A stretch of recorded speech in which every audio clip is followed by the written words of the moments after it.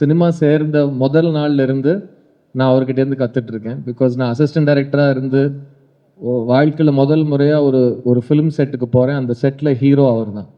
So நான் முதல்ல பார்த்த hero Maddy.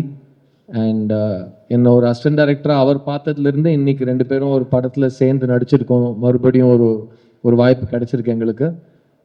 Maddy has been an incredible part of my journey as working in films for the last 25 years. அவர் எப்பவுமே பார்க்கறதுக்கு சின்ன பையன் மாதிரி இருக்காரு, எல்லாரோடையும் ஜாலியாக பேசுவார். அதனால சில சமயம் I think we forget to give a veteran the respect and standing he is earned and deserved. So Maddie, thank you for being so awesome.